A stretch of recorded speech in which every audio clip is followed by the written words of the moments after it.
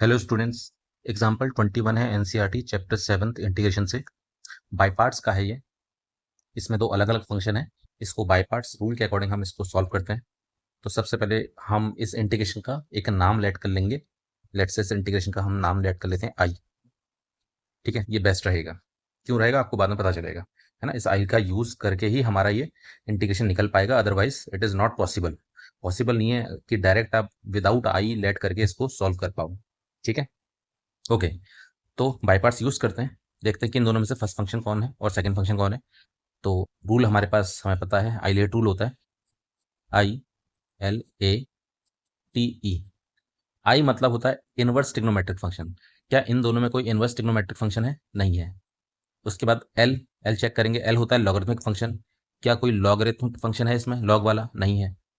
फिर है ए, algebraic function. क्या कोई पॉलिनोमियल फंक्शन है एक्स, एक्स के टर्म्स में? तो नहीं है।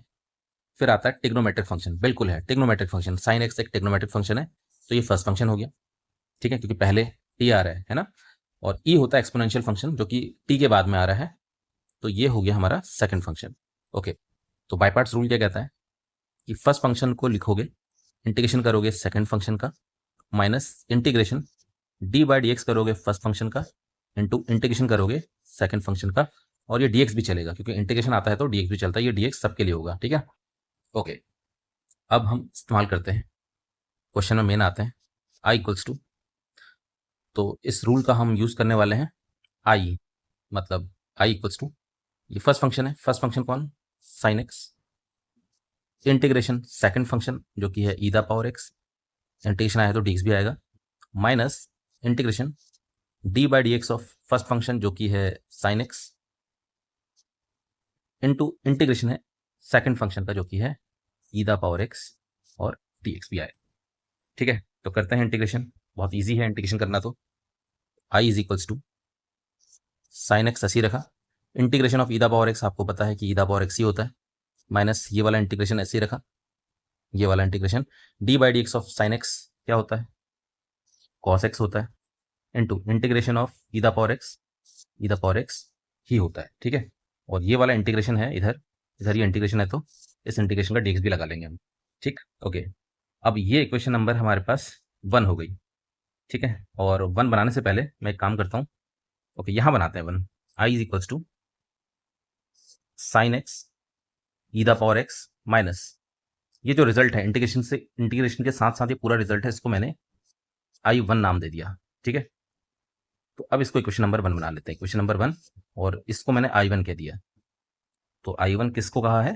जिसको मैंने I1 कहा है इसी को हम सॉल्व करेंगे। Integration, integration e the power x cos x dx, है ना। इसी को मैंने क्या बोला है? I1 बोला है। तो इसको हम सॉल्व करते हैं क्योंकि इसी में इंटीग्रल है।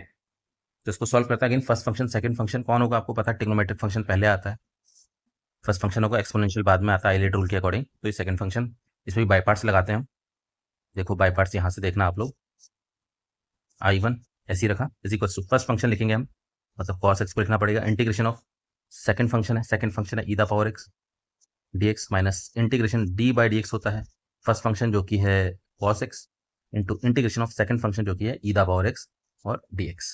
ठीक है, सॉल्व करते हैं, देखते हैं क्या रिजल्ट आता है। I1 equals to cos x ऐसी रखा, integration of e the power x, e the power x ही होता है, माइनस इंटीग्रेशन ऐसी रखा d by d x of cos x होता है, d by d x minus sine x होता है, minus sine x, into integration of e the power x, e the power x ही होता है।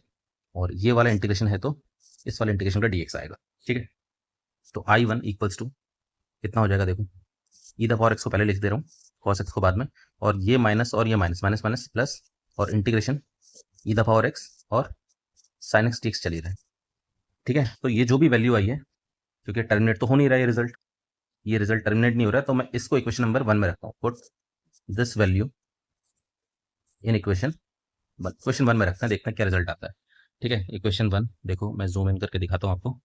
आई इक्वल्स टू क्या चल रहा था, sign x e the power x चल ही रहा था, फिर माइनस भी चल रहा था, माइनस के बाद I1 है, और I1 हमारा ये निकल चुका है। तो हम ब्रैकेट लगा लेते हैं क्योंकि माइनस सबके साथ रहेगा।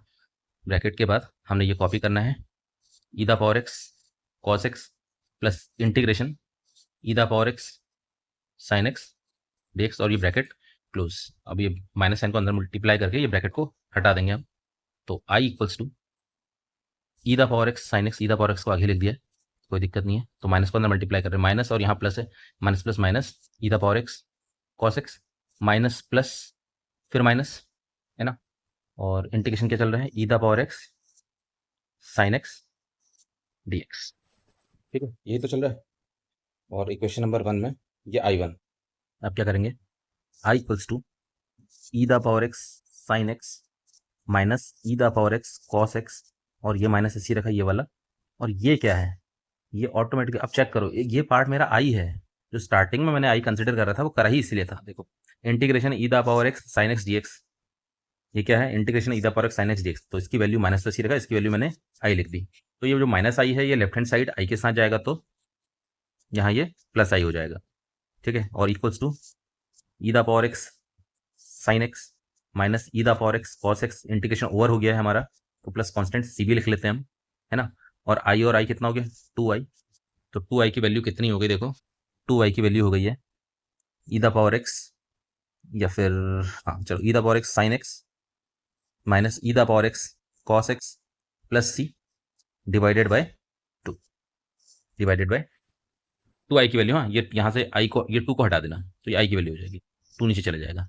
तो ये हमारे पास फाइनल आंसर आ गया। ठीक है स्टूडेंट्स, थैंक यू।